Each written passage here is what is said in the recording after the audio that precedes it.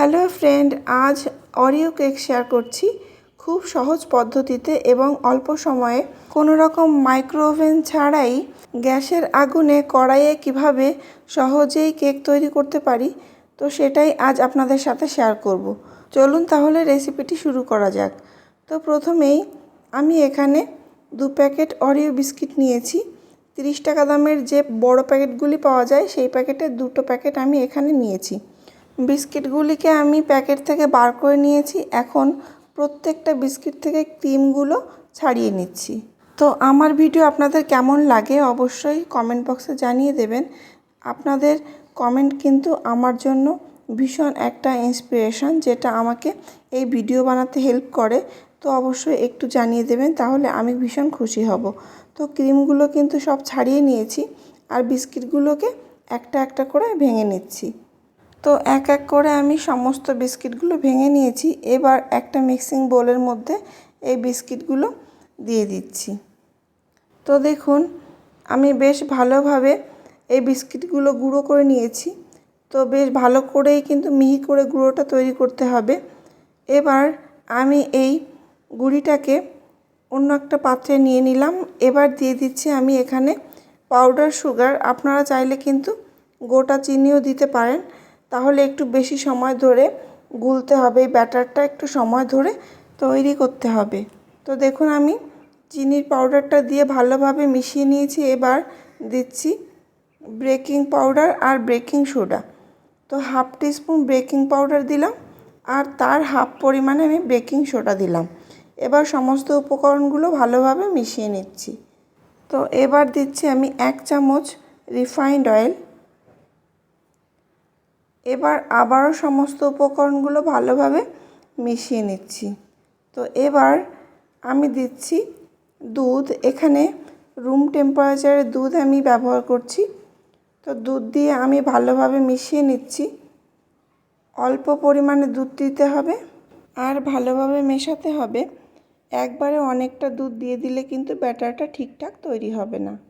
তো আমি অল্প অল্প করে দুধ দিলাম আর ব্যাটারটা বেশ ভালোভাবে তৈরি করে নিলাম। তো দেখুন, এখানে আমি থিকনেসটাও দেখিয়ে দিলাম। তো ব্যাটারটা আমার প্রায় রেডি। এখন আমি এটাকে ঢেকে 15 মিনিট রেস্টে রেখে দেব। ফিরে এলাম 15 মিনিট পর। তো দেখুন, ব্যাটারটা পুরোপুরি সেট হয়ে গেছে। তো আমি আবারও ভালো করে মিশিয়ে নিচ্ছি। আবার 4 থেকে 5 মিনিট ধরে আমি ভালোভাবে ব্যাটারটা তৈরি করলাম। ব্যাটারটা যত ভালোভাবে তৈরি হবে কেকটা কিন্তু ততই ভালো হবে। তো আমার এবার সম্পূর্ণ রেডি হয়ে গেছে, ব্যাটারটা তৈরি করা হয়ে গেল। এখন আমি একটা বাটি নিয়েছি অ্যালুমিনিয়ামের। তো বাটিতে আমি অল্প পরিমাণে একটু সাদা তেল দিলাম আর একটা ব্রাশের সাহায্যে আমি ভালোভাবে তেলটাকে ব্রাশ করে দিলাম। এবার এখানে আমি একটা বাটার পেপার নিয়েছি। বাটির সাইজ করে আমি সুন্দর করে গোল করে কেটে নিয়েছি। আর এবার ব্যাটারটা আমি যেটা তৈরি করে রেখেছিলাম সেটাকে আমি ঢেলে দিচ্ছি। আপনারা চাইলে বাটার পেপারের জায়গায় নর্মাল পেপার, নিউজ পেপার যেটাকে আমরা বলি, সেটাও কিন্তু কেটে ব্যবহার করতে পারেন। তো এবার আমি বেশ ভালোভাবে এভাবে ট্যাপ ট্যাপ করে আমি সেট করে দিলাম। এবার এদিকে দেখুন, আমি কড়াইটা কিন্তু আগে থেকে গরম হতে বসিয়ে দিয়েছিলাম। কড়াইয়ে আমি খানিকটা নুন দিয়েছি। এবার এই নুনের উপরে বসিয়ে দিলাম। তো বাটিটা বসিয়ে দিলাম বেশ ভালোভাবে। বসিয়ে দিয়ে এবার এটাকে ঢেকে দিচ্ছি। ঢেকে রেখে আমি দেব আধা ঘন্টা থেকে 40 মিনিট মতো লো ফ্লেমে। তো ফিরে এলাম 40 মিনিট পর। তো দেখুন, চাপাটা খুলে দিচ্ছি। কেকটা কিন্তু বেশ ভালো হয়েছে, ফুলে উঠেছে অনেকটাই, কিন্তু বড় হয়ে গেছে কেকটা।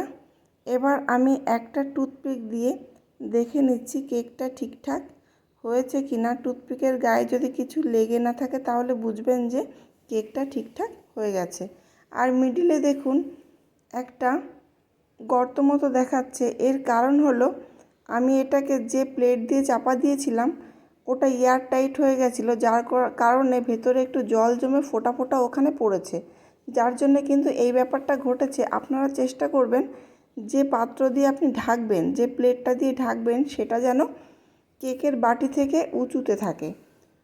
তো যাই হোক, আমি চারদিকটা একটা ছুরির সাহায্যে ছাড়িয়ে দিলাম আর প্লেটটাকে উল্টে দিয়ে কেকটা বার করে নিলাম আর নিচের যে বাটার পেপার আমি লাগিয়েছিলাম সেটাকেও তুলে দিলাম।